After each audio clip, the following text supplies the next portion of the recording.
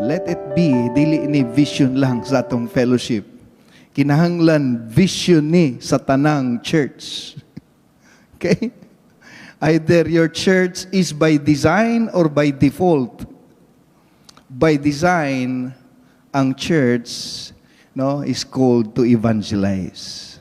Muna ang design. Og daghang church karon dili na church by design, church na by default.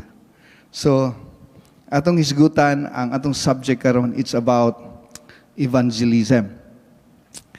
Isa ni siya sa mga highlights sa purpose sa Ginoo, sa Christianity, kay diri nakabase kung kanus-a mubalik ang Ginoo. Matthew chapter 24 verse 14, si Jesus nag-ingon, when the gospel of the kingdom is preached in the whole world, kung ang evangelism nga ministry maka-reach na sa every corner of this world, then Jesus said, the end will come. So mismo si Christ nagagamit sa evangelism as reference kung kanus siya mubalik. Okay? So, ang evangelism should be, must be, kinahanglan gyud ni ma-practice sa tanang church. Ang evangelism is the beginning of Christianity. Dili lang ni siya unsa ka importante, kundi mao gyud ni ang sinugdanan. Diri nagsukad ang tanan.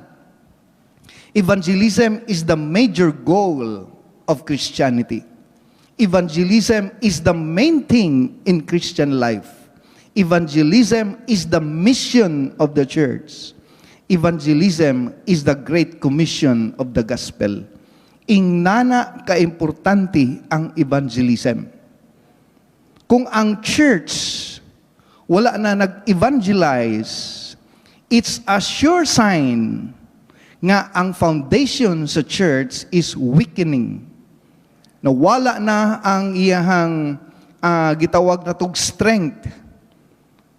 The other day, nakabasa ko, every year, nagaus-us ang kanang gitawag na to, ang isa ka side sa iyang corner, nagaus-us og 12 inches.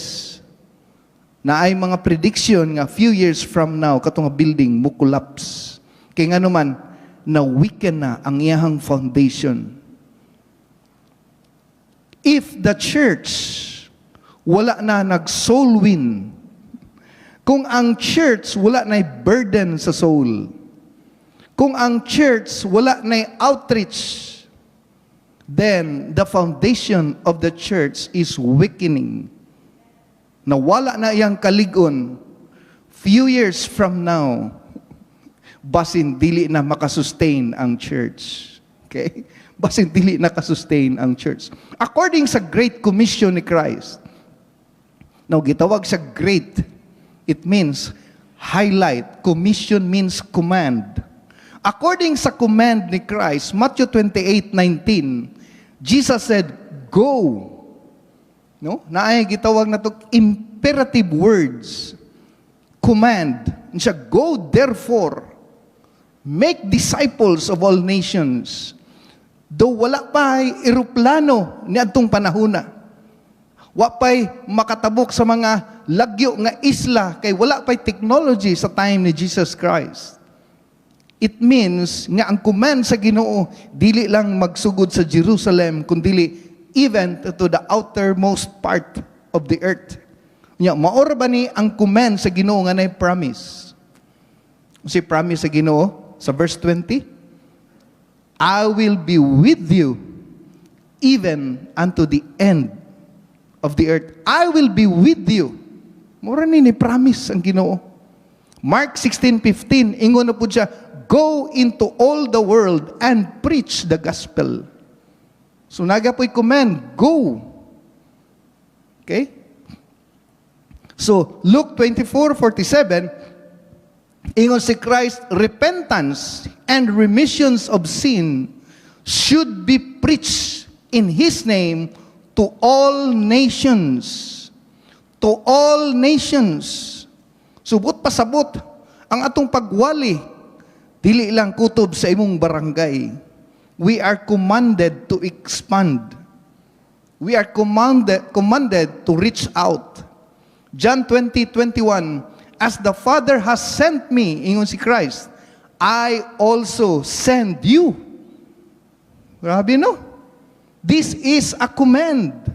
So, ang four gospel, Matthew, Mark, Luke, and John, na ay instruction ng Ginoo as a great command. Ingon siya, go. Lakaw. Okay? Acts chapter 1 verse 8, final words ni Jesus Christ before siya nag-depart, before si Christ ning balik dito sa langit, no?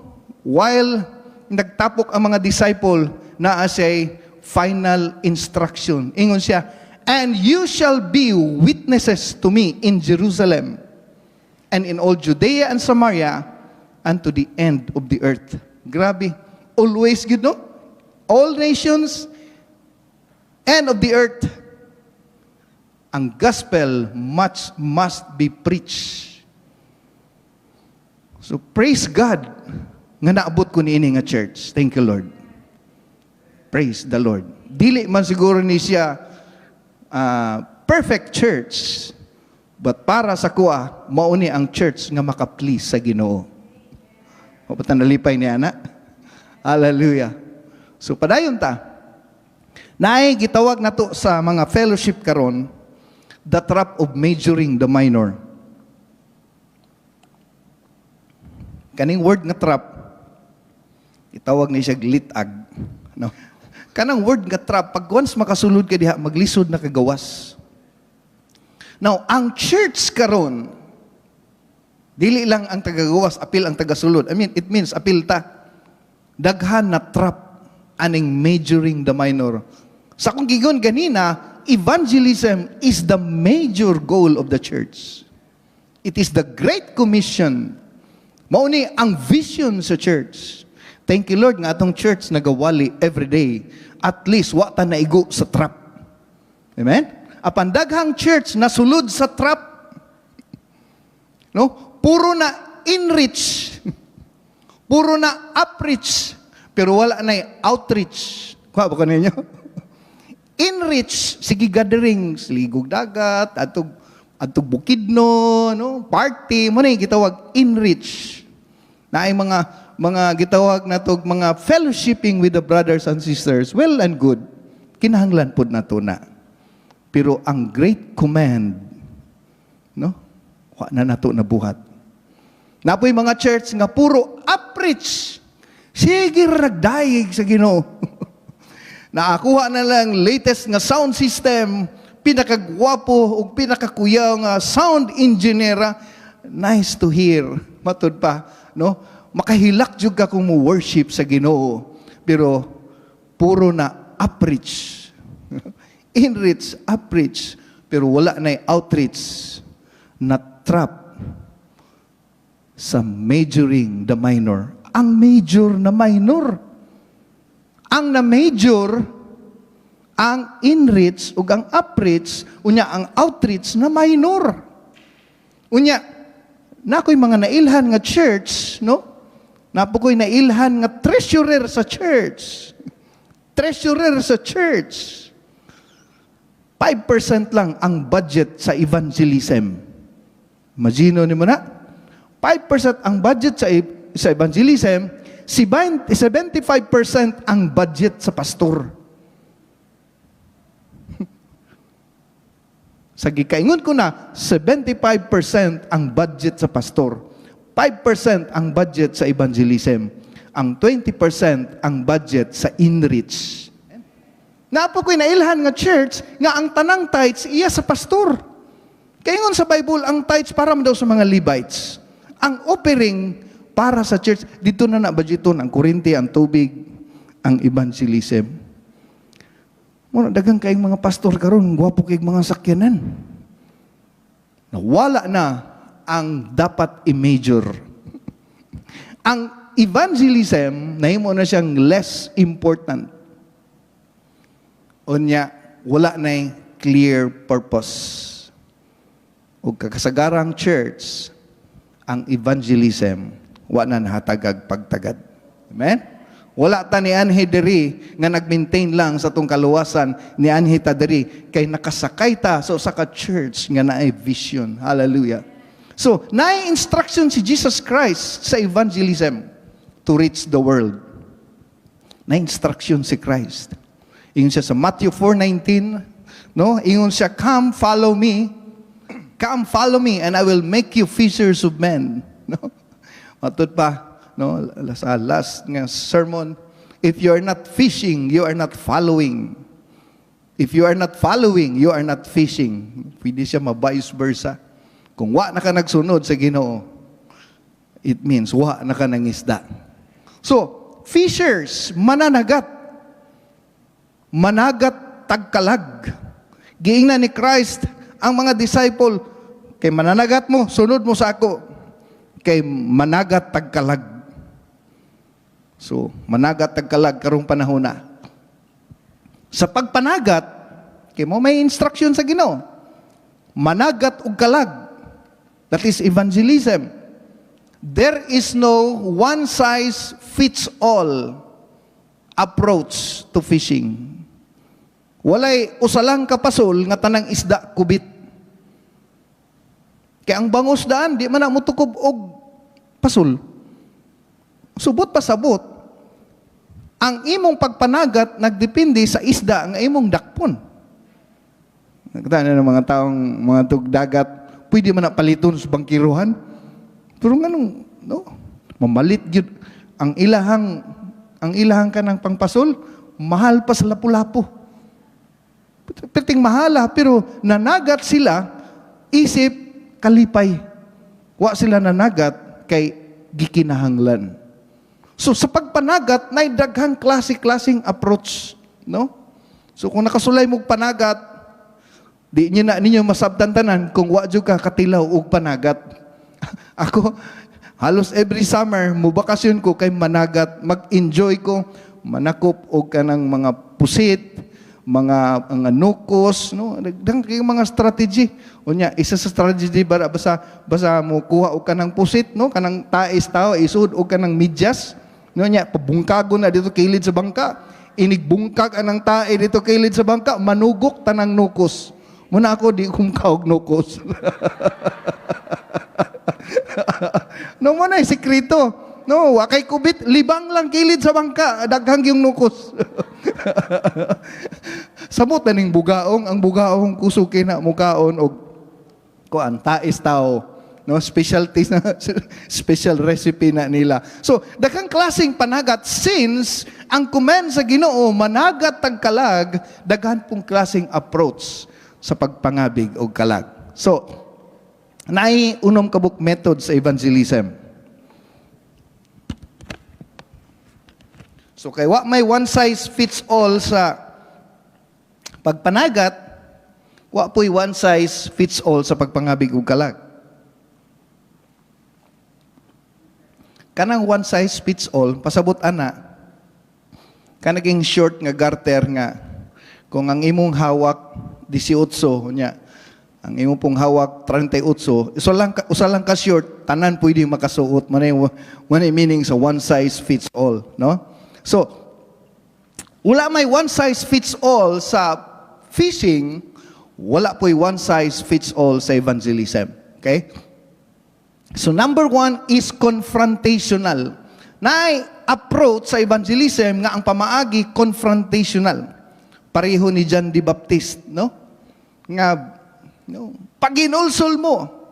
Kaya kung di mo mag-hinulsol, hukman sa Dios. Muna, gitawag na to confrontational. Kana atong outreach, confrontational na siya. Okay? Lahi yung approach. Ang ikaduha is intellectual. You win by arguments. It might be well-versed ka sa Bible na yung mga questions and answer nga ikaw dahil makatubag. Pareha ni Paul, no? Nga si Paul makadebate because si Paul full of knowledge. Then, pwede siya maka-win bagala by argument. Molay problem diha, no? You cannot win soul, but you can win by argument.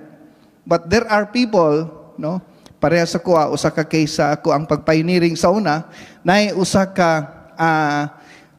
disciple nga backup singer nga nag-withdraw siya sa church kay wa niya nasabtan ang speaking in tongues, no? Wala na, nahawa na siya sa church kay tungod sa question about speaking in tongues. So gi-reach out na ko siya, gi-explain ako tanan, so na-win ako siya by arguments, ning balik siya kay na-explain ako. Muna siya gitawag na to by intellectual.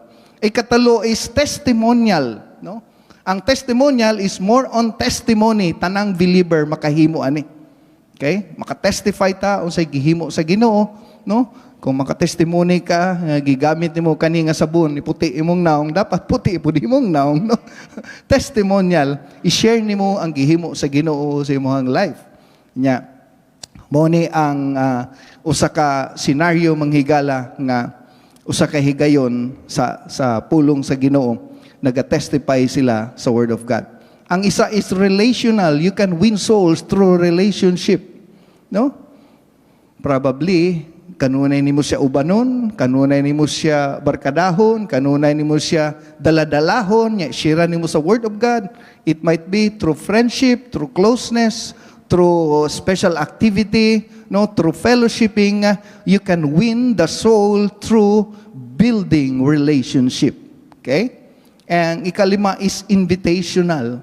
Pareha ni atong Samaritan nga babae nga natagbo ni Jesus dito sa well, no, nga human di adto. Uli siya siyang barangay, nang-invite siya sa iyahang mga amigo, siya nakita nako ang Mesias. So, but pasabot sa invitational, you can do it by follow-up. Pwede nimo na buhaton sa imuhang personal connection, by text, by call, no, by reaching out through invitation. Ang ikainom is serving, winning through service. No, daghang kaitag mga pamaagi niini. It might be you're trying to serve that person to win him, no? Mahimo kang servant o baka naghimo kag extra service. Sunduon nimo imuhang apason, no? Daghang kag mga action nga gibuhat through service, no? Muna siya gitawag nato mga methods of evangelism. So, mo ni siya ang gitawag nato mga methods nga buot pasabot, lahi ang approach sa usa ka place, lahi ang approach sa usa ka person, lahi ang approach niini nga pamilya. It might be kani nga pamilya dili nimo sila mawin through intellectual, through confrontational, di nimo siya mawin through testimonial, pero mawin nimo siya through relational, through relationship lang. And one day kana imong life testimony na nadaan. Kana imong life testimony na nadaan, Bible na nadaan. Kaning mga tao manghigala taas og ego usahay. It's because they are more kanang naka-mindset na sila nga naa na ko'y religion. I don't need another religion. So, since that is their mindset, pagkakita nila sa imuha, di ka mo inom, di ka mo bisyo, di ka tanan. So, naay garbo sa ilaha nga, wa man nagpasabot ng inana ka, imong relihiyong tama. Nanay gitawag na tug mindset. But at the back of their mind, tungod sa ilang pride lang, kabalo sila nga naay lahi sa imuha. Kabalo sila na. Nakapansin na sila. Di lang sila musulti because of pride. Siguro, at one time, makita nila sa imuhang life nga murag usahay, murag religious ra kaayo, pero at the back of their mind, they know nga ang imong life lahi gyud sa uban. So, silent lang na sila. Muna nga mag-maintain ta sa tong testimony.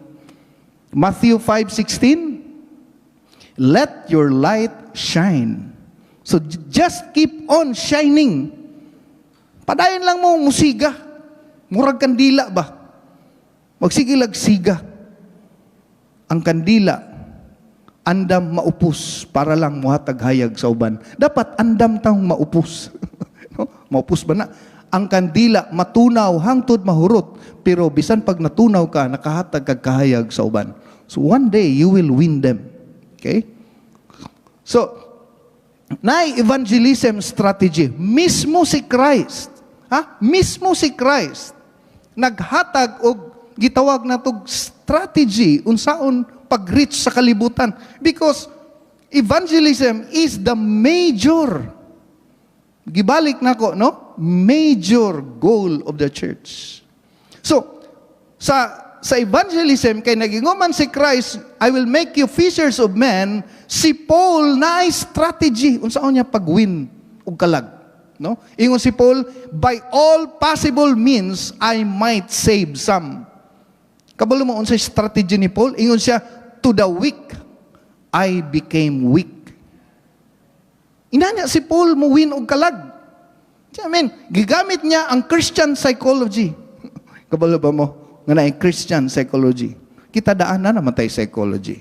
No? Masayko na nimo kaning tawhanan ni naglagot ni nako ba? Psycho may tawag ana, no? Kanang giread nimo ang iyang brain. Insa, to the weak I became weak to win the weak. So, kung nakita niya nga ang iyang kauban luya, paluya-luya po siya. But pasabot, dili ka educated, dili ka intellectual, unya mudul ka siya, magpa-bright-bright ka. Ang iyang mabati sa imo, dili Ginoo, hambog. Siya, to the weak, I became weak. Kung may kaya ka niya, gusto nimo reach out ang bulay kaya, paki-level pod, no? Maningon, paki-level pod, ay pod pahawd-hawd. Kung imong kaatbang hawd niya, magpahawd-hawd po ka, then kompetensya na mo, di gini mo siya mawin. So kung hambugiro siya, niya mas kuyaw akong lulo. No? Magpahambog ba? Kinumdum ko itong ilonggo nga sa amo, pre, ang isda mo sinik kadako. Ingon po itong Ilocano sa amo, pre, ang hambugiro, ginapatay. Siya, adjust. Amo gali sinikadako. Sa mga hambugiro, then, uyon-uyon ang hambog para nimo siya mawin. No? Dili ka dapat mahimong threat sa iyang life. So, muna style ni Paul. Ayaw pagikumpit para nimo madala ang iyang kalag. Dapat makita niya ang himaya sa Ginoo sa imong life. Matod pa, ang imong kinabuhi, Bible na daan sa ilaha. Amen? So, muna ingon si Paul, by all possible means, bisag unsa na lang akong buhaton, para lang niya maluwas ang usa ka tao. That's the main goal of the church. Dapat nakagitay burden sa kalag. Pag ang church walay burden sa kalag, nan, the foundation of the church is nagawiken na. Okay? So, si Jesus nag-define sa iyang target specifically. Kani, Ginoo ni nag-ingon na instruction ni Jesus Christ. No? Ingon siya ganina, no? Go ye into all the world. All nations. Pero pag ato nga disciple, ingon siya, ayaw mo glabang diya sa tulay, darira mo dapit. No? Ang iyang gingon, no? Ingon dito, Matthew chapter 10, verse 5, these 12 disciples of Jesus Christ, Jesus sent out to the following instruction. Mismo si Christ, naghimog instruction. Kung nag-ingon siya, at tumustibo kalibutan, pero giingnan niya ang mga disciples, do not go among the Gentiles. Murag unsa maning style ni Christ. Wa mi kasabot. Ingon ka tibo kalibutan. Pag abot diri, ayaw mo tabok dito sa yuta sa mga hintil o dito sa yuta sa mga Samarihanon. Okay? Ingon siya, verse 6, but go rather to the lost sheep of Israel. Ang goal is dito sa mga Israelita, sa inyong mga kadugo, sa inyong mga kabanay. Matod pa, ayaw nagsulong dito sa mga kamusliman, kay di ka kabalo magbinuslim. No? Dirila mo sa South Cotabato, ayaw naman dito sa Maguindanao. Mo na instruction sa Ginoo. Okay? That's an instruction. Ngano kahang ingnana ang giingon sa Ginoo? Ingon siya, as you proclaim this message, verse 7, the kingdom of heaven has come near. Grabe ang instruction sa Ginoo. Pag-ampo sa mga masakiton, raise the dead, cleanse those who are leprosy, drive out demons. Grabe ang instruction sa Ginoo. Pero ang instruction, ayaw adto sa mga Gentiles. Ang instruction ni Christ is iyang gidefine ang mga disciples sa target nga asa mo effective. Mismo si Christ nakasabot nga walay usa ka pukot nga tanang isda makubit. Walay usa ka pasul nga tanang isda makuha. So siya mismo nag-ingon nga since evangelism is our goal, then siya pud kabalo unsay dapat asa ka effective. Muna usay kita pod, if you are a professional, God will use you at your level. No, ayun nag-adto dito sa lugar sa mga badyaw. Dito po ka sa mga professional. Muna imot pasabot sa Ginoo. Okay? Kung ikaw nakikaliwat nga badyaw, makasturya kag binadyaw, then gamiton ka sa Ginoo at your level, pwede kang mag-ministry dito. Okay? Muna siya ang target ni Christ. So number 1 strategy nga gihatag ni Christ is know what you are fishing for. According sa itong gibasa sa Matthew 10, verse 5. No? Dapat kabalo ka, unsang isdaa, imong dakpon. Okay? Sa gikaingon ko na, ang bangos, dili mo kubit og pasol. So, mamasol ka dito sa punong, no? Ako na magugoy amigo nga nay punungan nga nay bangos. Mamasol ka dito, maabtan kag isa ka bulan, tanang klaseng pasol, di jud ka kakubit. Magtanaw na lang ka sa isda, perting daghana, pero di jud ka kakubit. So, dapat kabalo ka, unsang klaseng isda, imong kubiton. Kabalo ka nga ang imong isda kubiton. Dakong tao, kinsa maka para paminawon niya. So, diri ka sa imong ka-level. Pero kung dako bukag ulo, tao, dako ka nga tao, no? Maka-reach out po ka dito sa ilaha. At your level. So, the kind of fish you want to catch will determine every part of your strategy. So, kung kabalo ka, unsang isda, imong kubiton, kani, tilapia, sigurado gini, kani nga pasul gamiton. No? Kaya namdom ko, Pastor Erning, disciple pa mi ni Pastor Erning, wala pas Pastor Erning, namasul mi sa, no? Sekreto mi, may pinagdaanan pud mi. No, sige mi pamasul dito sa Magsaysay Park. Ang katawanan, kasi sige mi pamasul, ang among katapad, sige kakubit. Kami, di, gid mi kakubit. Sultian ta mo, nanguli mi, wa gid mi kuha. Nya kamo lang nas pantalan, no? Dito na mo na realize nga ang among taga nga gigamit dako ra para sa mga isda nga naas pantalan. Katong among taga pang barilis, wa may barilis pantalan. So anong ulaw na kayo mi ba? Ulaw na kayo mi. Katawa ko pag-inom doon as Pastor Erning, mga ata, malit pa mig isda, okay, para pang paon, dyan may kubit. But pasabot, dapat pagpangubit na apoy strategy. No? So, inanapod sa pagpangabig o kalag. Now, si Paul, ingon ang Ginoo, kamo mga disciple, ayaw mo adto sa mga Gentiles, kay ang Ginoo naggamit kay Paul para sa mga Gentiles. Kita ninyo? Mismo ang Ginoo na strategy. Okay? So, to be a minister of Christ to the Gentiles, si Paul na ni. So, si Paul po, naapo sa gitawag na tog assignment. Ingon siya, so that the Gentiles might become an offering acceptable to God. Muna ingon sa Romans 15. Sa Galatians chapter 1, verse 15, no, ingon si Paul, to reveal His Son in me, so that I might preach Him among the Gentiles. Para gid siya sa mga Gentiles. Romans chapter 11 verse 13, for I speak to you Gentiles, no? Gentiles ang gi-address, nagwali si Paul, in as much as I am an apostle to the Gentiles, I magnify my ministry. So ang 12 disciples, wala sila gitawag na tog enough o gawagtag na tog kanang mental capacity nga maka-reach out sa mga Gentiles. Ingon ang Ginoo, ayaw mo adto sa Gentiles, kay na ako'y gi-assign para sa mga Gentiles.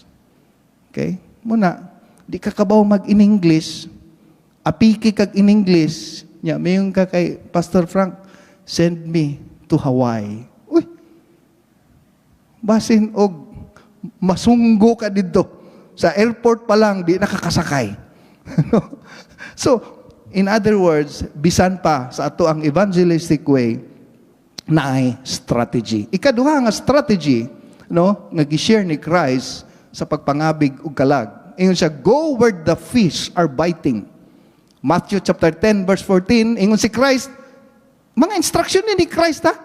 Kay iya mang gisugo ang mga tao, I will send you. Subot pasabot nasa mga instruction. If anyone will not welcome you, Matthew 10:14, mo na ingon ni Christ, kung dili mo dawaton or listen to your words, leave that home. Si Jesus nag-ingon na.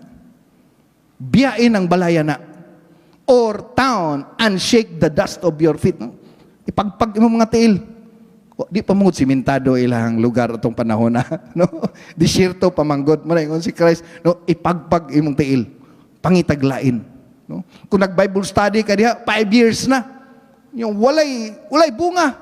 Matud pa, don't waste your time. Mura kami ba? Ayaw pag-usik sa imong oras pamasol sa bangusan kung ang imong taga di mo kubit. May pa dito kas tangkungan. Sure gina mo kubit. Ato pangita sa lugar kung asang isda mo tukob. Dito ka sa isda kung asa mo tukob. It means, take advantage nimo dito sa mga willing heart. Katong anda maminaw, ayaw ihurot imong kusog anang lugar, pila nakakatuig diha, walay result. Okay? Daw, nagpromise man ang Ginoo nga iyang pulong dili mo labay nga kawang, but sometimes, basin mahurot ang imong kusog, imong pasensya ang tanan, ayaw paghatag taas panahon sa mga taong di mo dawat. Kay daghan pang nanginahanglan sa imo. Daghan daghang giuhaw. Sa ospital, daghang giuhaw. Sa prisuhan, daghang giuhaw. Sa bangkiruhan, daghang giuhaw. Okay? So, mismo si Christ, sa iyang gitawag na to, kanang heart, para sa mission, naghatag siya instruction. Ikatulo, dito magtapos, learn to think like a fish. Una apod, ngang imong kubiton, dili, iro, isda.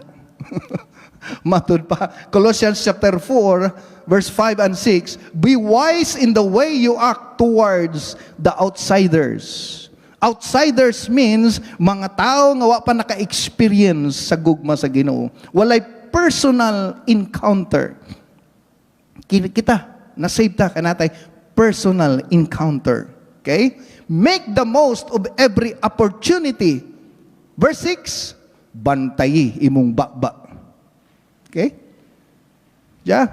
Let your conversation be always full of grace. Sa Bisaya pa na, ayaw pang libak. Full of grace man. But pasabot, hinumdumi, gikan ka diha. Dati kang isda. Dapat kabalo ka, unsa ng isda. Gikan ka diha. Ang gigamit diha nga word, season with salt. Asinipod. Asinipod, but pasabot, kanang bang maka-attract pod ang imong recipe so that you may know how to answer everyone. Let your conversation, imong bantayan nimo. Kay diha ka makakabig ug kalag. Isa sa ako ang best friend, ahente sa Nestle, gikan siya sa Manila sa iyang seminar, iyang gi-share sa kuha, unsa inyong giseminaran dito? Well, nag-coffee me. Ingon siya, according sa ilang company, as a medrep man siya, every time mo promote siya sa ilang product, ang iyang product is S26. Kompetensya nila ning mga bunakid, mga gata sa bata. According sa ilang training, never mention other products. Kani, ano ni ha?